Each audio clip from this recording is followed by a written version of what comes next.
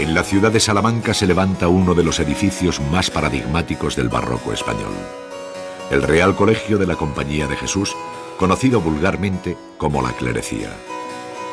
Situada frente a la célebre Casa de las Conchas y no muy lejos de la catedral, contribuye a reforzar esta parte monumental de la ciudad en torno a su universidad. Sobre aquel mundo de humanista arquitectura se alza hoy poderoso el imponente conjunto jesuítico de la Clerecía, regia fundación debida a Felipe III y doña Margarita de Austria, la cual había manifestado en su testamento el deseo de contribuir con esta obra a la formación de los jóvenes jesuitas para mejor combatir la herejía protestante en Europa y convertir a los infieles de las Indias. La fachada principal de la iglesia, comenzada en 1617, tiene toda la grandiosa elocuencia de la arquitectura barroca, acentuando su fuerza en las cargadas y airosas torres y espadaña central, sobre la que campea la imagen de la Virgen entre los reyes fundadores. Las torres fueron añadidas en 1750 por el arquitecto Andrés García de Quiñones, quien de este modo equilibraba la sobriedad de los dos cuerpos inferiores y aumentaba la verticalidad de la composición en un espacio sin apenas perspectiva frontal. Unos abultados y caprichosos órdenes clásicos recorren el plano de la fachada, creando las calles en que se abrieron puertas, huecos y hornacinas, además de dar cobijo a los escudos, reales unos y sin labrar los otros. La iglesia cuenta con otra entrada menor, pero no por ello menos bella. Su refinado y contenido diseño, de un orden dórico romano y frontón curvo, rompe el desnudo silencio del muro en que se inserta. Su sencillez contrasta con la portada del colegio, cuyo dieciochesco barroquismo se advierte tanto en su concepción general como en la utilización de estípites y golpes decorativos de carnosa vegetación y relieve. En torno al claustro, o próximo a él, se incorporan piezas como el antiguo refectorio y cocina. Pero interesan ahora otros ámbitos como la biblioteca, o mejor aún, las aulas y celdas que se abren a largos corredores abovedados. De entre las aulas, la de mayor entidad es la dedicada a las disputas teológicas, más conocida como el General de Teología, escenario de las últimas discusiones de raíz contrarreformista. Dispuesto a modo de paraninfo, esto es, una amplia sala con bancos corridos junto a sus muros y un púlpito en un lado, el aula de teología ambientó su interior con un rico programa iconográfico, sobre muros y bóveda, que exaltaba a la Compañía de Jesús a través de los más preclaros defensores del espíritu de Trento. La bóveda lleva una vistosa ornamentación de estuco que subraya su carácter tectónico, con cuadros y medallones que completan el ambicioso programa iconográfico trazado por el jesuita Lino Franco. Finalmente, sobre este cuerpo de corredores, aulas y celdas, dominando los tejados propios y ajenos, se levanta un paseo mirador como si fuera el espinazo vertebrado de la gran arquitectura de la Clerecía.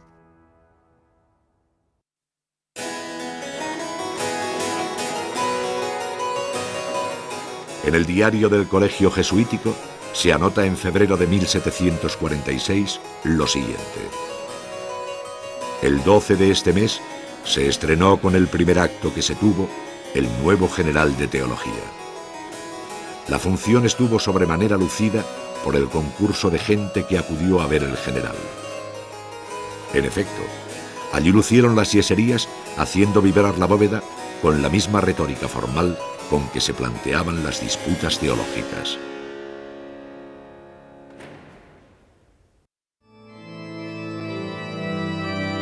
La imagen más espectacular de la Clerecía corresponde al claustro de los Estudios, uno de los patios de mayor monumentalidad del barroco español. Su tamaño, altura e imagen transmiten grandeza. Su columnario orden gigante, potencia. Y todo en él es vigor de ósea arquitectura. Las fuertes columnas, sobre alto plinto y de abultado capitel compuesto, sostienen un entablamento discontinuo sobre el que carga el piso ático. Entre aquellas se abren paso los arcos de la planta baja, así como los balcones del piso principal. Unos óculos ovales, a modo de montantes, aseguran la iluminación interior de las crujías. La gran escalera de honor ponía en comunicación las distintas plantas, utilizando un sistema de bóvedas rampantes consecutivas que apoyan en el muro de la caja de la escalera. Su bóveda de paños lleva hermosos estucos polícromos y muestra de nuevo los escudos de los reyes fundadores, a los que recuerda la inscripción de su base.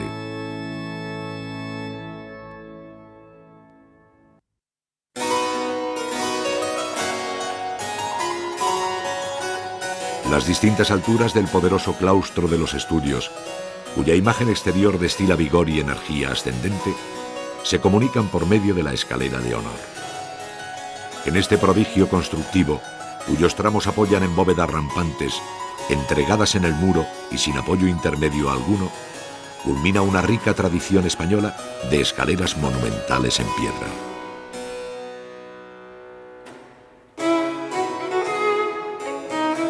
El interior de la iglesia sobrecoge por su carácter y grandeza, dejando ver el regio mecenazgo en la expresión contenida y en el lenguaje clásico de su arquitectura.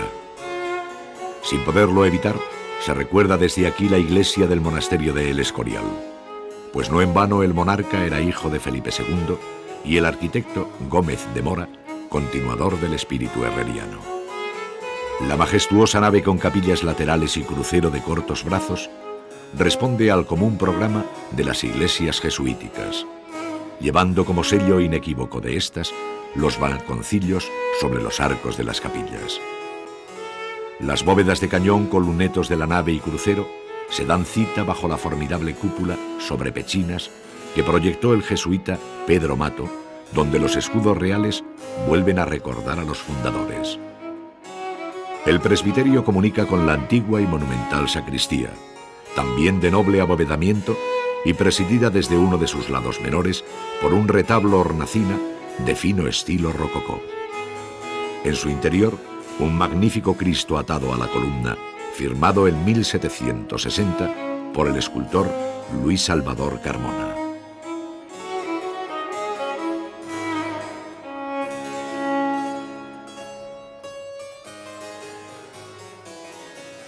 La construcción de la iglesia exigió una grúa que debía de ser de vuelta entera, que amaine los pesos en los 4 pilares de la capilla mayor y que se puedan cerrar los 4 arcos del crucero de la dicha capilla, llevando una rueda de 16 pies de hueco y diámetro. Es decir, una de aquellas grúas de ruedas movidas por varios hombres que, caminando sin parar en su interior, elevaron las piedras a los 50 metros de altura que alcanzó aquí la cúpula.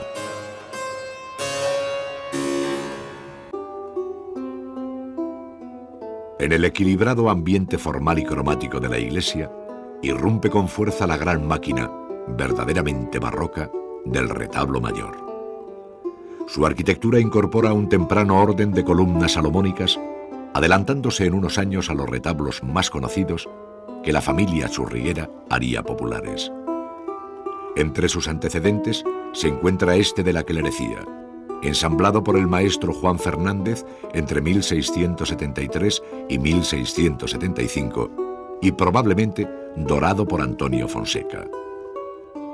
En su calle central y sobre el altar se levanta un elegante tabernáculo exento, también de orden salomónico y rematado por una cúpula.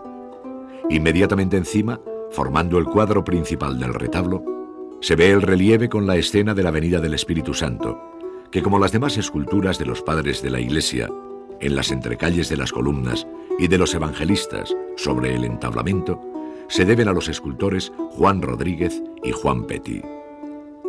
Los brazos del crucero, así como las capillas laterales, albergan una buena colección de retablos de distintas épocas, desde los salomónicos dedicados a San Ignacio de Loyola y San Francisco Javier, hasta otros más modernos que, como el de Santiago, fueron diseñados por Andrés García de Quiñones.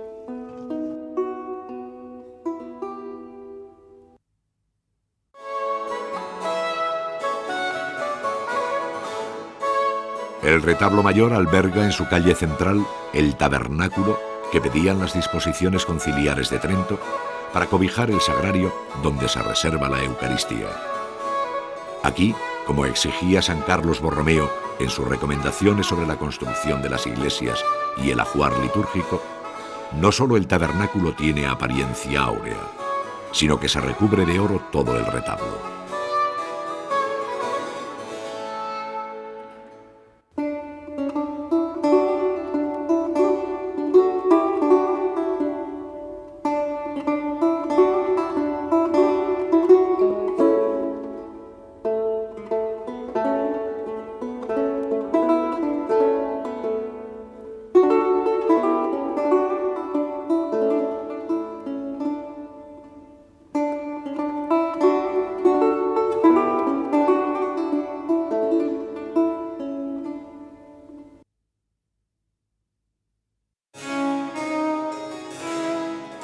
El proceso de la pérdida del papel hegemónico de España en Europa condujo a guerras interminables que dejaron exhausta a la sociedad española, azotada por impuestos, sin trabajo, abandonando el campo y buscando inútilmente fortuna en la ciudad o en el ejército.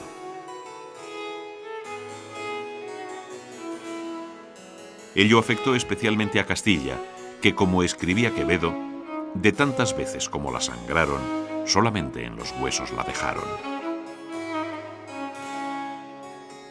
Los validos, las intrigas de la nobleza, la venta de cargos y oficios públicos, el privilegiado clero, los artesanos y comerciantes ante un comercio e industria en franca regresión y una amplia base campesina que se llevó la peor parte de la crisis, dibujan una sociedad en la que pícaros y vagabundos encarnan el obligado colofón.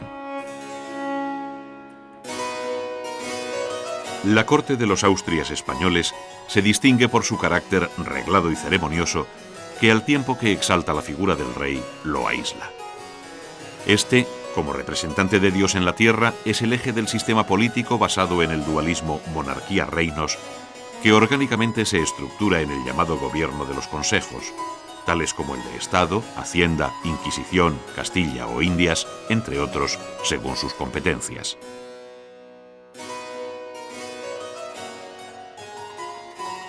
La impronta personal del monarca llegó a desdibujarse hasta casi desaparecer, pues tanto Felipe III como Felipe IV y Carlos II gobernaron a través de validos, esto es, grandes nobles amigos del rey, como el duque de Lerma o el conde-duque de Olivares, que garantizaban la coordinación entre las instituciones.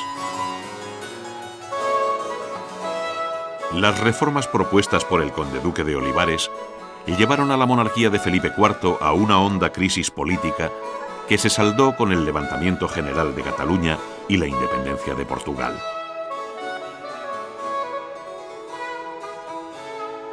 El valido de Felipe IV deseaba organizar un ejército, la llamada Unión de Armas, sostenido no solo por Castilla, sino también por las coronas de Aragón y Portugal, a lo que éstas se negaron.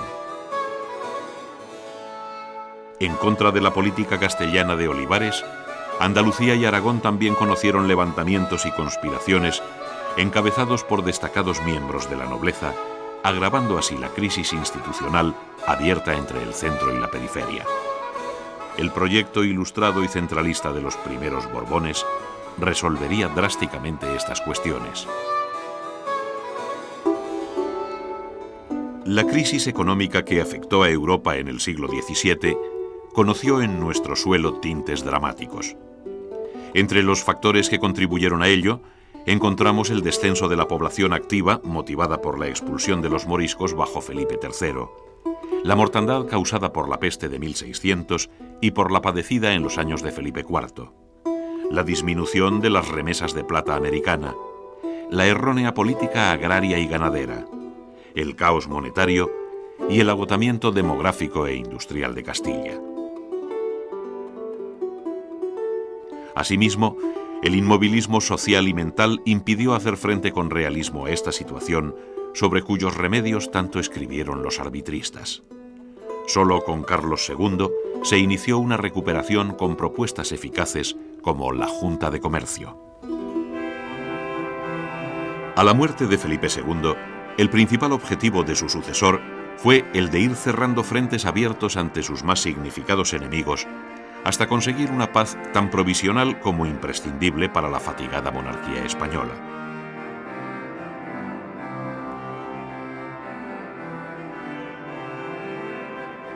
Sin embargo, la intervención de Alemania en 1618 y la no renovación de la tregua con los rebeldes holandeses en 1621 conducirán a un nuevo proceso bélico que supondría el final de la hegemonía española en Europa. Primero, la paz de Westfalia en 1648 y luego la de los Pirineos en 1659 suponen un nuevo orden internacional de distinto equilibrio en el que la monarquía francesa se convirtió en el árbitro de Europa. La muerte sin descendencia de Carlos II, el último monarca de la Casa de Austria, hizo de la cuestión sucesoria un problema político de gran calado internacional. Los pretendientes, Felipe de Anjou y el archiduque Carlos de Austria, dirimieron la cuestión en la Guerra de Sucesión, que tuvo como escenario no solo la península, sino las tierras de Italia, Alemania y Flandes.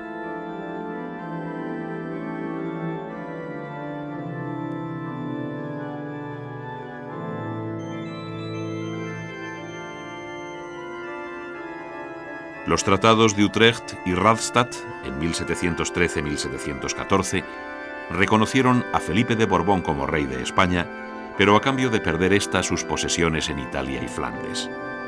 Tanto Felipe V como Fernando VI significaron un cambio sustancial en los planos político, social, económico y cultural del país, poniendo en crisis definitiva la concepción del mundo barroco.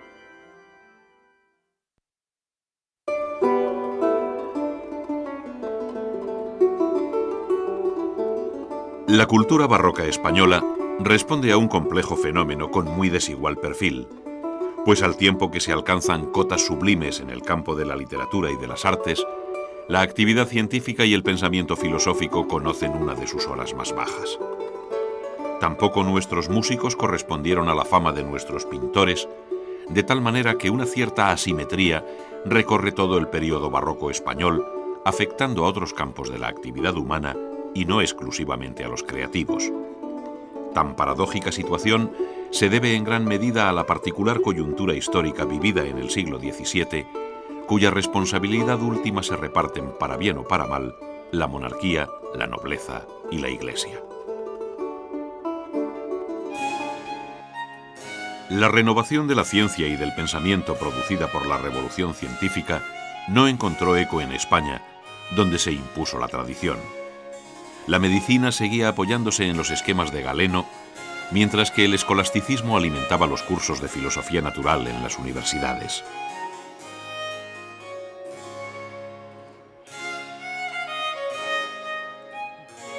Al final del siglo XVII, un grupo de intelectuales, los novatores, se esforzaron por incorporar las nuevas líneas de pensamiento a nuestros modestos cenáculos y academias, donde las matemáticas, la física o la astronomía se adecuaron a los modernos criterios.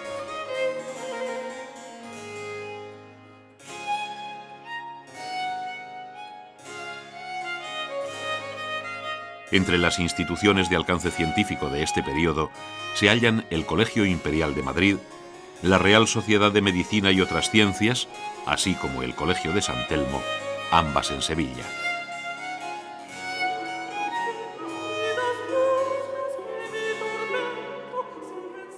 El siglo de oro de la literatura española abarca los siglos XVI y XVII sin cesura alguna y de mano de escritores como Cervantes, Góngora, Lope o Quevedo, que publicaron sus más significativas obras bajo el reinado de Felipe III, como la inmortal novela cervantina de El ingenioso hidalgo Don Quijote de la Mancha.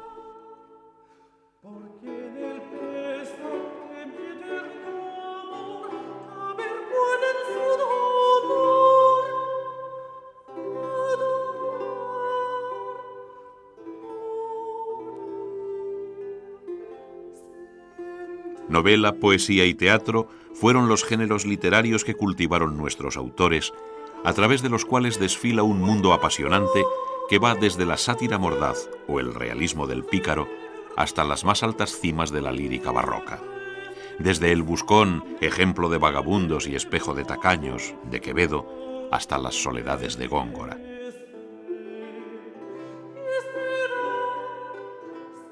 Luego, con Calderón, el teatro alcanzaría su expresión más cumplidamente barroca. El teatro muestra una de las facetas más brillantes de la cultura barroca española. El alcance literario de las obras, con nombres como Lope de Vega, Tirso de Molina o Calderón de la Barca, su puesta en escena en los corrales de comedias y el contenido de lo representado, espejo fiel de una realidad social contemporánea, hacen del teatro la mejor introducción para el conocimiento de la sociedad barroca.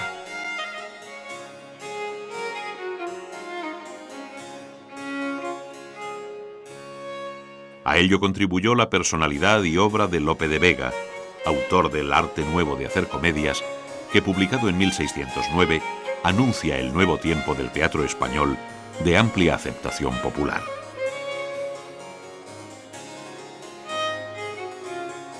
Desde las ligeras comedias de capa y espada hasta los densos autos sacramentales, el teatro fue el espectáculo por excelencia de la fiesta barroca.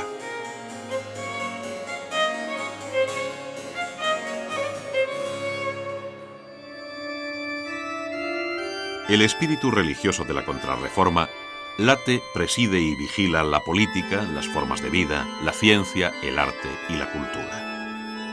Nada escapa a esta mirada delegada de Dios en la tierra, de cuya ortodoxia se encarga el alto tribunal del Santo Oficio, la temida Inquisición. El rey es el representante de Dios ante sus súbditos y la monarquía española es la monarquía católica por excelencia, que vio canonizar en este tiempo a San Fernando, Santa Teresa y San Ignacio. Felipe IV consultaba los asuntos de Estado con Sor María de Ágreda, mientras que la reina regente doña Mariana nombró a su confesor, el jesuita Nitard, presidente del Consejo de la Inquisición y primer ministro. En la música instrumental, la guitarra española llegó a desbancar a la vihuela y el laúd en su nueva configuración de 5 cuerdas sobre las 4 que tenía la guitarra popular. Tratados como el de Gaspar Sanz, dedicado a don Juan de Austria y a Carlos II, enseñaban cómo vencer las dificultades del instrumento punteando o rasgueando chaconas, zarabandas, canarios, marizápalos y españoletas, entre otros aires y danzas. La música religiosa, que acompaña el culto solemne de las catedrales, encontró en el órgano de coro sobre tribunas una de sus más felices expresiones, desarrollando espectacularmente la caja que alberga no solo castillos sonoros, sino otros mudos. La disposición tendida en horizontal de la trompetería caracterizó este órgano español.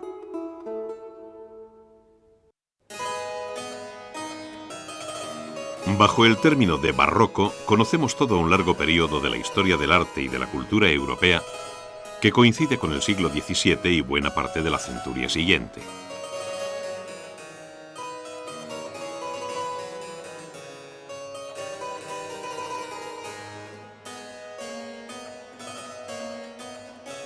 El barroco se inició en Italia, se extendió luego hacia España y los países germánicos, mientras que Inglaterra y Francia prefirieron seguir las ordenadas pautas de la tradición clásica. Así, barroco y clasicismo representan en este tiempo las dos caras de una misma moneda.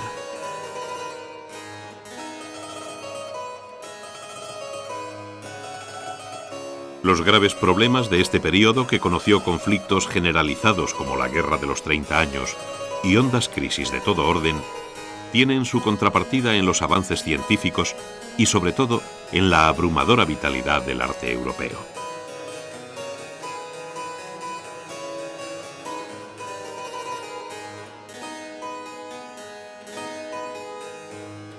Bien pudiera decirse que asistimos a un segundo renacimiento, cuya pujanza y matices hacen notables todas las escuelas posibles dentro de esta Europa enfrentada por la guerra y la religión. El mundo de la pintura, sobre cuyos lienzos van pasando los testigos mudos pero expresivos de una época, se convierte en el mejor retrato, colectivo o intimista, de la sociedad barroca.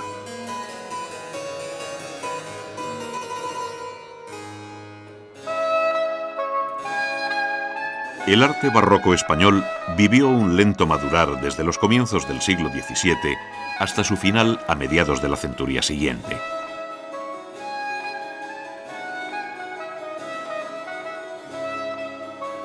A estos cambios inducidos por el paso del tiempo, hay que añadir los matices diferenciales de las escuelas, cuyo reparto geográfico ofrece un completo panorama. Sin embargo, por encima del espacio y del tiempo, pocos períodos del arte español como este han conocido el peso específico del artista individual, del talento creador.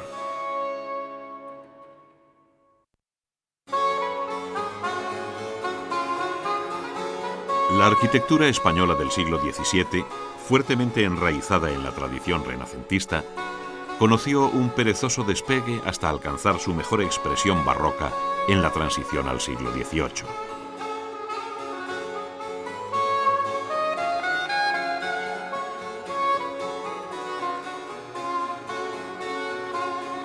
En efecto, las obras y maestros que mejor encarnan e interpretan el espíritu barroco basculan en torno a 1700, cuando las plantas, alzados y bóvedas pierden el rigor geométrico inicial para aventurarse en una fascinante aventura de disolución formal.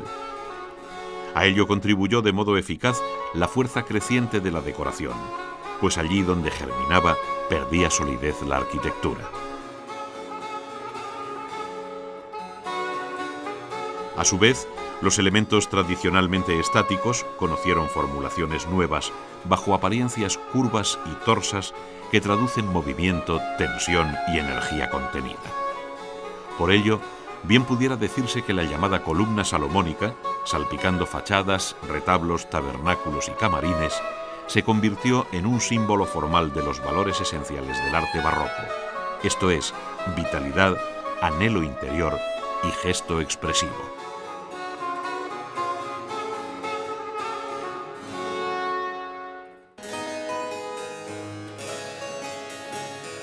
La herencia clasicista que supuso la arquitectura de El Escorial, con aquel estilo sobrio y desnudo utilizado por Juan de Herrera, impregnó la arquitectura de las décadas siguientes, debiendo esperar al reinado de Carlos II para que se produzcan las primeras propuestas formalmente barrocas.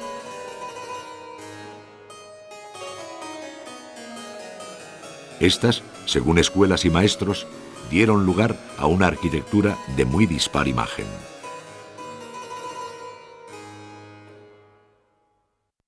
La arquitectura barroca en España, con más interés por lo decorativo que por los cambios estructurales, tuvo una génesis propia al margen de las grandes líneas del barroco europeo. Sus perfiles son diversos según la localización geográfica, destacando inicialmente el barroco cortesano, el más influido por lo escurialense, que con peso en Madrid, Salamanca, Valladolid y Toledo, representa la vía más moderada. Luego, en torno a 1680, se iniciaría una fase más agudamente barroca que afectó a todo el país, siendo rara la región que no cuenta con una arquitectura propia barroca en estos dos tiempos, moderado y vivace, permitiéndonos hablar con propiedad de un barroco gallego, andaluz, levantino, murciano o aragonés. Las distintas escuelas se vertebraron en torno a los grandes maestros, y así, en la primera etapa del barroco español, cuyo final situamos en 1680, los seguidores de Herrera que trabajaron en Castilla se llamaron Francisco de Mora, Juan de Tolosa y Juan Gómez de Mora, entre otros. Al mismo tiempo, religiosos como el jesuita Francisco Bautista o el agustino Lorenzo de San Nicolás contribuyeron con su obra y escritos a este primer y sobrio barroco español. Por entonces en Galicia trabajaba Andrade, mientras que Alonso Cano hacía la fachada de la Catedral de Granada y Simón de Pineda se ocupaba de la iglesia sevillana del Hospital de la Caridad.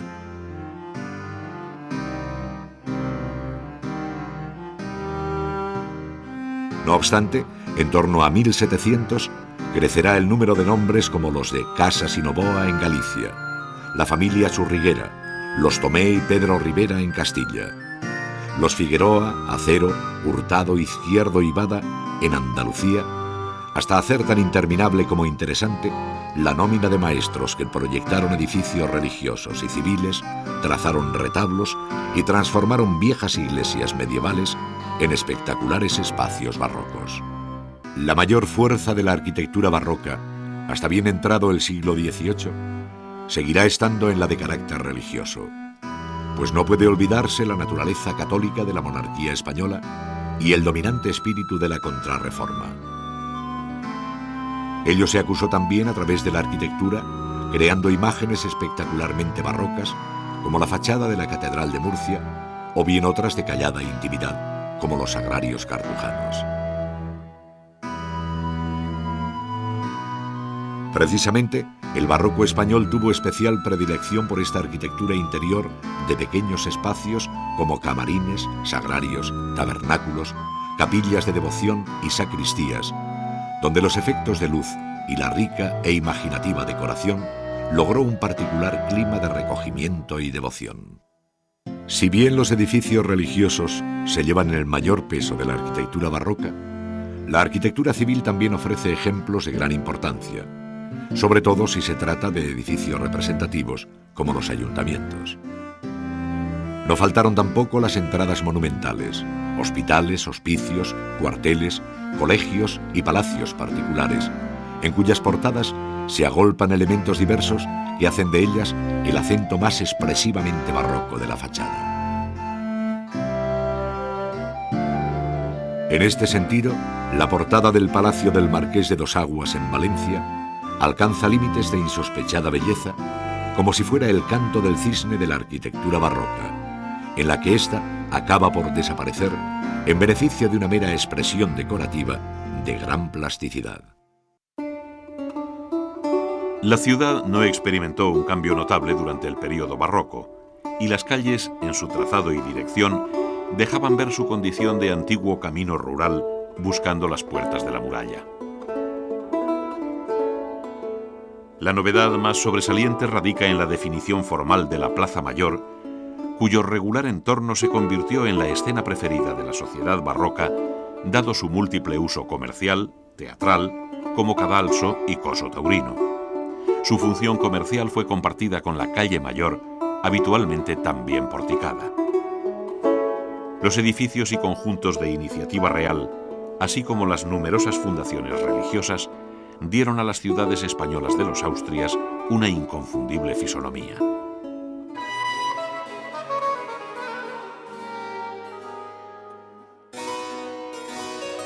Bajo el reinado de los últimos Austrias y primeros Borbones, se terminó de configurar la organización de los reales sitios en torno a la corte, donde palacio, ciudad y jardines formaron conjuntos urbanos de gran interés. A su vez, ciudades como Madrid, Valencia o Guadalajara adquirieron un cierto aire de ciudad conventual, dado el elevado número de fundaciones religiosas.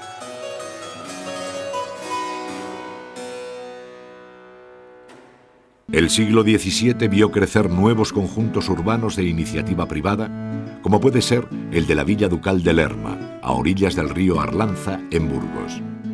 Allí, el valido de Felipe III, don Francisco de Sandoval y Rojas, duque de Lerma, emulando el poder real, no solo construyó un palacio, sino que organizó el conjunto de la villa con una amplia plaza mayor porticada y dotó la fundación de varios conventos de franciscanos, carmelitas y dominicos. Su arquitectura y la de la Colegiata de San Pedro dan a la Villa Ducal un envidiable porte monumental.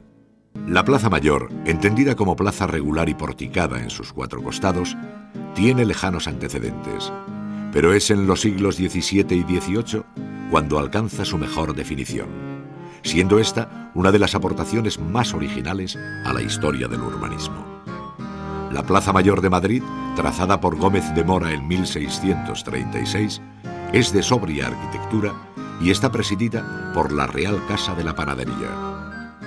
Su versión dieciochesca se encuentra en la Plaza Mayor de Salamanca, proyectada en 1729 por Alberto Churriguera, y entre una y otra se hallan las magníficas de León y Córdoba. El gusto por el jardín tuvo durante el siglo XVII su episodio más feliz en el Real Sitio del Buen Retiro de Madrid. La creación se debió a la iniciativa del conde duque de Olivares, valido de Felipe IV, con ánimo de distraer al monarca en este retiro alejado del alcázar madrileño. En el nuevo palacio, junto al convento de San Jerónimo, se plantaron árboles y se trazaron jardines, se colocaron estatuas, abundaron las fuentes y no escasearon los estanques y rías navegables. La escultura barroca española está impregnada del sentimiento religioso y teatral de la época, dentro de un claro espíritu contrarreformista. De este modo, la escultura se convirtió en un directo lenguaje de fácil entendimiento general, calando en los más íntimos sentimientos religiosos de la sociedad a través de imágenes de gran realismo, cuya extendida devoción las multiplicó en altares, retablos y grupos procesionales. Aquella devoción se manifestó a través de dos estéticas bien distintas, pues si en tierras de Castilla se explotó la fuerza expresionista del dolor físico, con ademanes y muecas de inequívoco significado, los talleres andaluces huyeron de estas visiones desgarradas en favor de un arte más equilibrado y sereno, de irresistible belleza y corrección.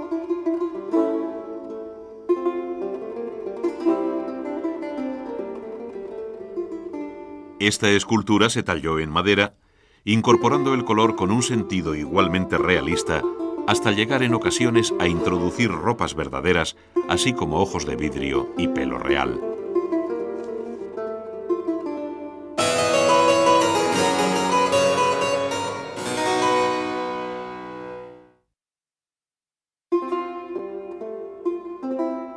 La escultura barroca recorre un largo camino que va desde la obra de Gregorio Fernández, a comienzos del siglo XVII, hasta Francisco Salzillo en la segunda mitad del siglo XVIII.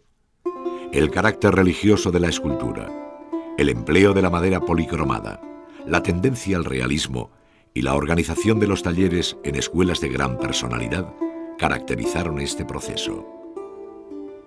La actividad escultórica se halla repartida por toda la península, pero resulta indiscutible la primacía absoluta de los talleres localizados en ciudades con una tradición en el siglo XVI. Es el caso de Valladolid, en Castilla, y de Sevilla y Granada, en Andalucía. Sin duda, los tres grandes centros de la escultura barroca, no desconociendo el papel desempeñado por Madrid, paso obligado para muchos escultores, pero que no llegó a tener una escuela propia.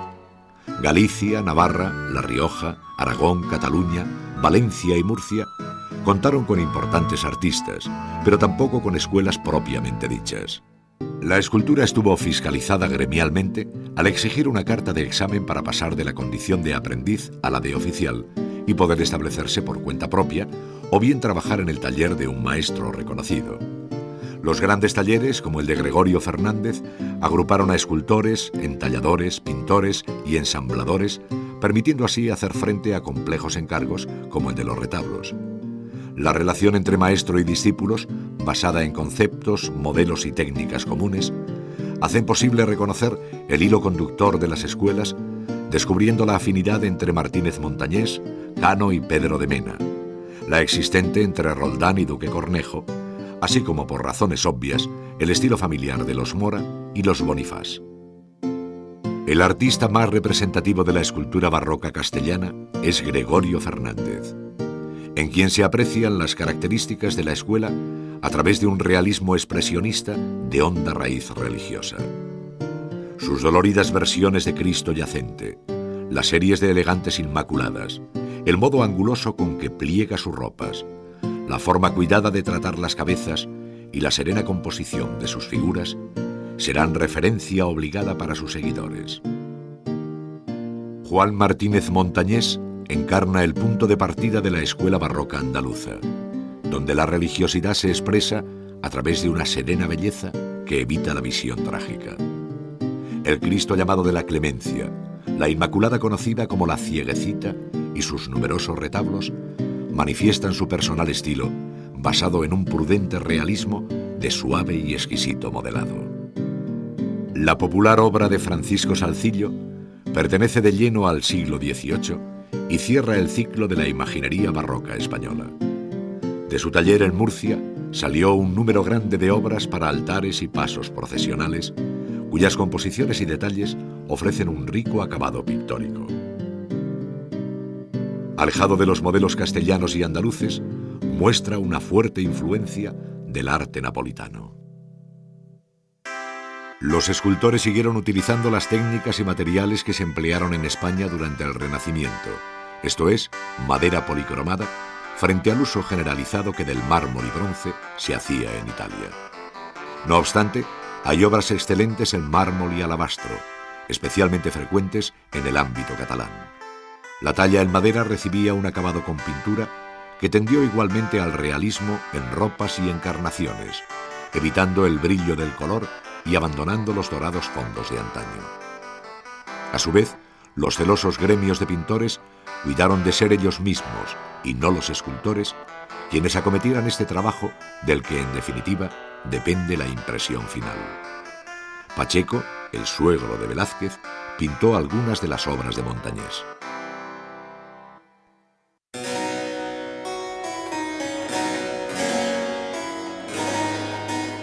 La época del barroco representa para la pintura española no solo la etapa más feliz de su historia, sino la máxima contribución de nuestro suelo al arte universal.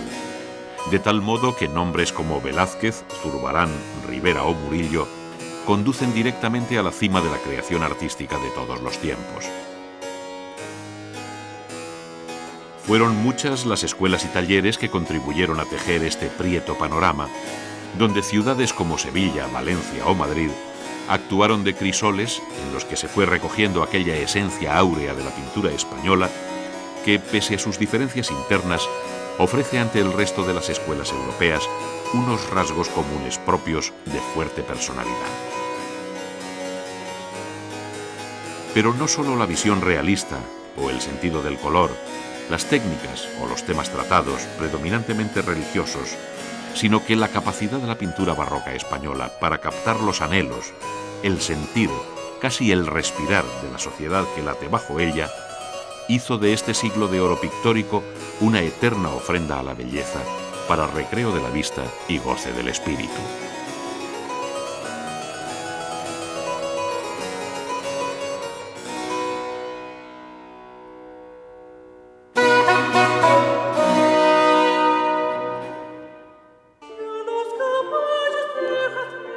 La pintura barroca española se caracteriza por la interpretación naturalista de la realidad. Por su dedicación casi exclusiva a los temas religiosos, así como por el elevado número de grandes maestros en torno a los cuales se organizaron las escuelas. Predominó siempre el cuadro de caballete pintado al óleo, sin que falten conjuntos murales pintados al fresco al modo italiano.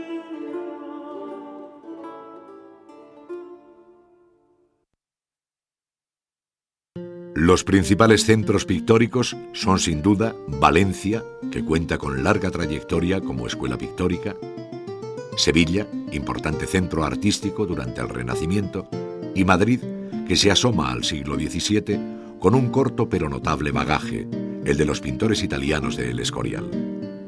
A esto se suma la actividad de aquellos que pasaron o residieron en la corte, como Rubens y Velázquez, todo lo cual permitió formar una verdadera escuela madrileña. Estilísticamente, la pintura recorre un camino que va desde el naturalismo inicial, con fuertes dosis tenebristas en sus comienzos y siempre dentro de unas composiciones muy estáticas y equilibradas, hasta una visión propiamente barroca que afecta tanto a la composición general como al sentido del color. El milagro de la pintura barroca española radica en una generación de pintores nacidos entre 1590 y 1600, como Ribera, Zurbarán y Velázquez, de la que no están lejos otros más jóvenes como Murillo, nacido en 1618. Todos ellos fueron rigurosamente coetáneos de los grandes creadores del arte barroco europeo, entre los que se encuentran Bernini, Poussin y Rembrandt. La escuela valenciana cuenta entre sus pintores con José Ribera, cuya vida sin embargo transcurre en Italia, primero en Roma y definitivamente en Nápoles, protegido por el virrey el duque de Osuna. Su arte descubre esta influencia italiana por el modo de componer, con un peculiar sentido grande de la forma y por el tenebrismo visto en Caravaggio, que luego cede el paso a una paleta cuyo color nos llevaría a Venecia.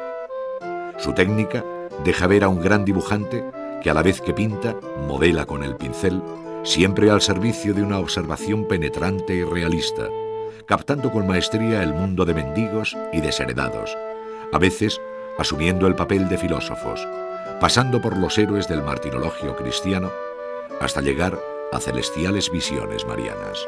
La biografía de Velázquez responde al modelo de vida propio de un artista en la España barroca, al entrar como aprendiz en el taller de un importante pintor sevillano, Francisco Pacheco, con cuya hija casó.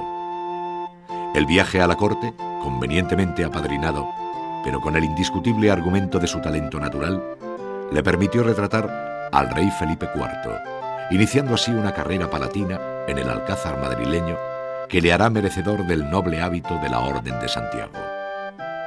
Las colecciones reales de pintura, el trato con Rubens en Madrid y 2 viajes a Italia harán evolucionar su técnica y estilo desde los iniciales bodegones tenebristas con medias figuras de pastosa factura hasta sus más conocidas obras de las hilanderas o las meninas, donde captó con suelta y magistral pincelada el aire, la luz y el color. En medio queda una colección extraordinaria de retratos por los que desfilan la familia real, el papa, el valido o los bufones de la corte. Asuntos religiosos pero también mitológicos como la fragua de Vulcano. Paisajes y cuadros de historia como las lanzas que representan en conjunto un legado pictórico excepcional. La formación de Zurbarán tuvo lugar en Sevilla, donde alcanzó la maestría en 1617, el mismo año que Velázquez. Establecido en su Extremadura natal, regresó a Sevilla para pintar varias series monásticas de distintas órdenes religiosas. En ellas encontramos al mejor intérprete de la silenciosa espiritualidad de los claustros de dominicos, mercedarios, franciscanos, cartujos y jerónimos para los que trabajó. Sus composiciones huyen de la verbosidad barroca para ceñirse de modo ascético a la sencillez de las actitudes y expresiones, sin dejar de escudriñar los rostros, las ropas y los objetos, con un realismo analítico difícilmente superable. De ahí el interés de sus bodegones, las más bellas naturalezas muertas que se hayan pintado jamás. Entre los pintores formados en Sevilla se encuentra Murillo, quien partiendo de la experiencia tenebrista y del naturalismo aprendido en las obras de Ribera y Zurbarán, supo crear un estilo propio basado en un realismo atemperado y amable en el que fue ganando terreno el color bajo una vaporosa atmósfera. Ello le garantizó un importante éxito popular, haciendo de él el mejor intérprete del cuadro de devoción.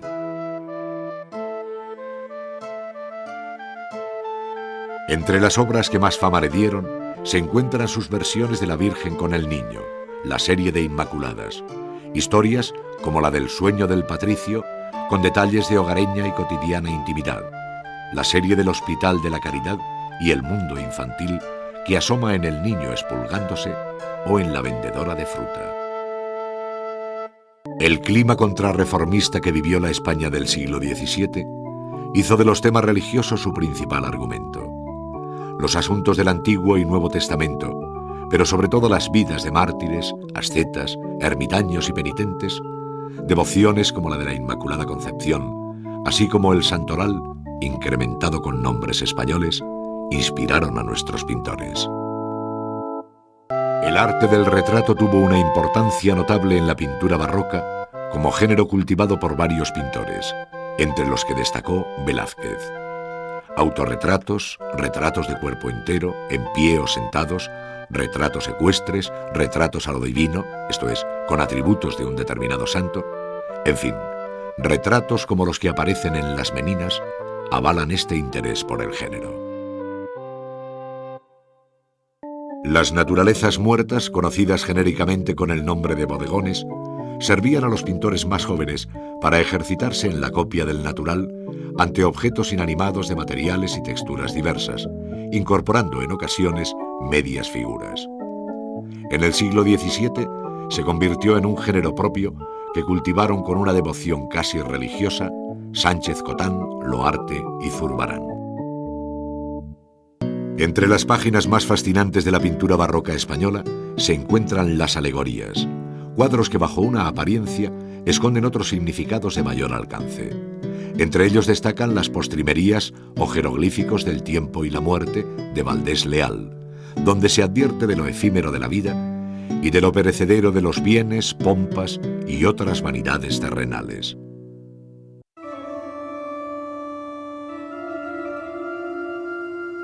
El retablo, concebido como ordenada arquitectura en madera, con calles y cuerpos ocupados por escultura y pintura, es decir, como suma de las tres artes mayores, conoce durante la época barroca un proceso cambiante de gran interés hasta su práctica desintegración en una imagen globalmente fundida. Nunca como ahora, el retablo se concibió como gran máquina cuyo aparato y vistosidad eclipsa a todo lo hecho anteriormente. Su imagen desde el fondo del presbiterio refuerza la verbosidad del sermón barroco, llegando a desbordar aquel ámbito para contagiar espacios inmediatos, prolongando la decoración por capillas próximas y columnas cercanas, hasta crear una rara y atractiva atmósfera inconfundiblemente barroca.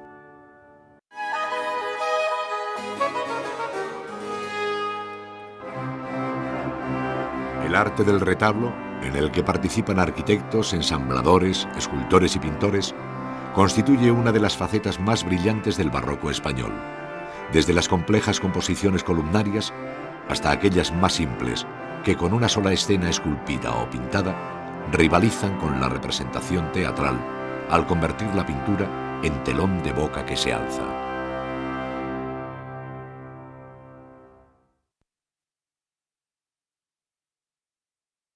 De las tres etapas en que se organiza la evolución del retablo barroco, la inicial corresponde a la primera mitad del siglo XVII, cuando aún perduran los cánones del retablo renacentista. Ello significa una sólida estructura arquitectónica con la superposición de los órdenes clásicos, formando calles y entrecalles en las que pinturas sobre lienzo, esculturas y relieves se reparten los distintos cuerpos. Así puede verse en el retablo mayor de la iglesia de San Miguel en Vitoria, obra maestra del momento, que se ofrece como marco de la excepcional escultura de Gregorio Fernández. Su calle central sigue reservándose a las imágenes de mayor jerarquía, como la Inmaculada Concepción y San Miguel, patrono de la iglesia. En la segunda mitad del siglo XVII apareció en el retablo español aquel orden salomónico que Bernini había utilizado en el baldaquino de San Pedro de Roma. La creencia de que las columnas del templo de Salomón habían sido torsas y su reutilización ahora como símbolo de alcance eucarístico en la primera iglesia de la cristiandad hizo que la columna salomónica encontrara un especial eco en el retablo hasta bien entrado el siglo XVIII. Fueron varios los maestros que introdujeron el orden salomónico en sus retablos, labrados en piedra o tallados en madera y dorados con panes de oro. Pero fueron los Churriguera quienes los popularizaron, recibiendo el nombre genérico de churriguerescos. Entre ellos destaca como obra maestra el de San Esteban de Salamanca. En un tercer momento, ya en el siglo XVIII, el retablo inició una aventura sin salida que le condujo a su disolución formal. Ello se debió a que el retablo dieciochesco, dando un paso más en su afán de renovación formal, buscó imágenes cada vez más sugerentes y originales, experimentando con superficies ornamentadas y olvidándose de la estructura. Surgieron así bellos retablos como la serie mural de la Catedral de Granada, donde aparecen estípites en lugar de pilares o columnas, y se perfilan a capricho entablamentos y remates hasta hacerse irreconocible la trama arquitectónica.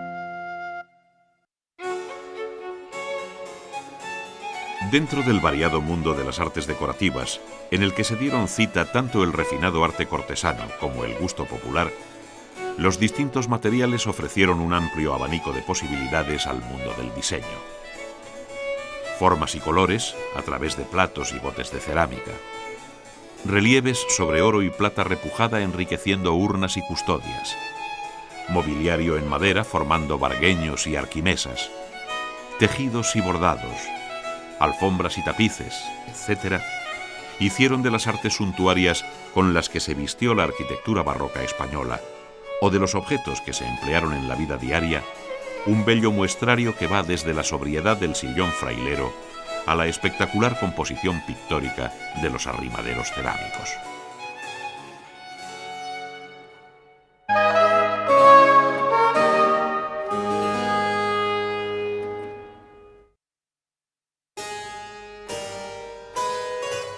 Si bien España atraviesa una honda crisis económica y son varias las pragmáticas reales contra el lujo, las artes decorativas y suntuarias siguen su rica trayectoria, aunque con desigual pulso. Así, mientras que la orfebrería y la cerámica conocen una etapa brillante, el mobiliario se mantiene en un tono muy austero y la tradición de nuestros rejeros prácticamente se extingue.